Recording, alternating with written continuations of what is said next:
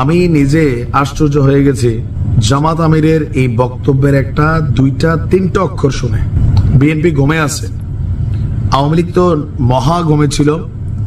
আপনি চিন্তা করেন যে আচ্ছা এই মুহূর্তে ভোটের মাঠে যদি একটা সুষ্ঠু নির্বাচন হয় জামাত কয়টা সিট পাবে?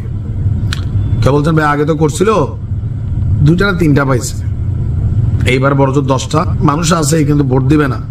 ছাত্ররাই তো বলতেছে, উপদেষ্টা নাহিদ এখন নতুন দলের রাজনৈতিক প্রধান কি বলছে যে দেশের মানুষ জামাত চরমোনাই এইসব ইসলামী টাইপের রাষ্ট্র প্রধান বা সিস্টেম এগুলো বাংলাদেশের মানুষ চায় না, এমনি মানুষ পাবেন ফলোয়ার। এখন জামাত বলছে তাদের সমর্থক এই মুহূর্তে 3 কোটি। বাংলাদেশে আমরা 20 কোটি জনগণ যদি ধরি তাহলে তাদের পরিমাণটা কত ধরছেন আপনি? 3/20 ভাগ দেন 318। তার মানে আমরা এতদিন জানতাম জামাতের সমর্থক বা জামাতের ভোট ব্যাংকটা 7 বা 5 থেকে 7, এটা এখন 18+। 3 কোটি সমর্থক আছে। এখন ঘটনার প্রেক্ষাপট কি? কোন প্রেক্ষাপটে বললেন যে আওয়ামী লীগ ক্ষমতায় আসার পর জামাতের শীর্ষ 10টা থেকে খুন করা হয়েছে, অনেককে কারাগারে আটকে রাখা হয়েছে।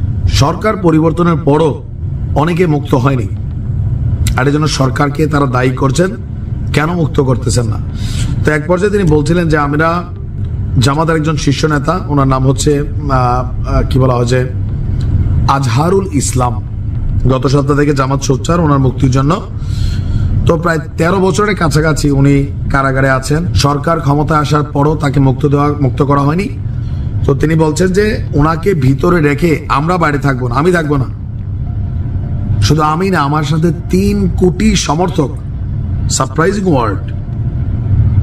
আমাদের বিএনপি অথবা আমাদের আওয়ামী লীগ যখন বলে 10,000, জনগণ ভাবে 100, বাস্তবে এরকমই হয়। কিন্তু জামাত যদি বলে 3 কোটি, এটা কিন্তু 3 কোটি, মনে করে রাখেন 5 কোটি আছে, বলছে 3 কোটি। মানে এই যে লম্বা সময় জামাতকে শেষ করার জন্য বা জামাতকে আওয়ামী লীগ যেভাবে সাইজ করছিল, তারা তলে তলে কি পরিমাণ কর্মী সমর্থক যোগাইছে উইথ এ ম্যাজিকুলাস প্ল্যান আগামী ভোটের মাঠে। তিনি বলছেন যে আমি সরকারকে অনুরোধ করছি যে 25 ফেব্রুয়ারি মানে আগামীকালকে তিনি নিজেকে নিজে স্বেচ্ছায় কারাবরণ করবেন। ইভেন শুধু তিনি না, 3 কোটি জামাতের সমর্থক সরাসরি ভাবে তারাও জেলে যাওয়ার জন্য প্রস্তুত। এই ওনাকে মুক্ত করতে হবে, পরের দিন তিনি মুক্ত হবেন। এটা নেতৃত্বের একটা আইডিয়ালিজমও কিন্তু আছে এখানে। ইভেন তিনি যাবেন যে আমার এটা মনে হয় দাঁড়াইতেও পারে গিয়া সরকারকে প্রেসার ক্রিয়েট করার জন্য হোক বা যে কারণে হোক। এখন আমরা যেটা বলছি যে 3 কোটি সমর্থক জামাত কেমনে রাখলো, মানে কেমনে বানাইলো? বিএনপি মহা গমে আছে। আমরা ইদানিং যে কনভারসেশন দেখি জামাতের আগের মতো 3-4-5% চিন্তা করছে বিএনপি, সাথে কিন্তু আবার চরমোনাই, হেফাজত ইসলাম, এরা কিন্তু একটা টিম। ওরে হিসাব করলে সবার যোগ বিয়োগ করলে প্রায় 25-এর কাছাকাছি হয়ে যাবে।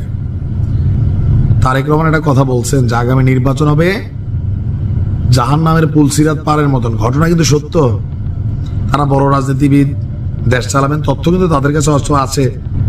জামাত কি জিনিস আস্তে আস্তে বুঝবে বিএনপি। আপনার কি মনে হয় বিএনপি না জামাত কাকে রাষ্ট্র ক্ষমতায় আনা উচিত?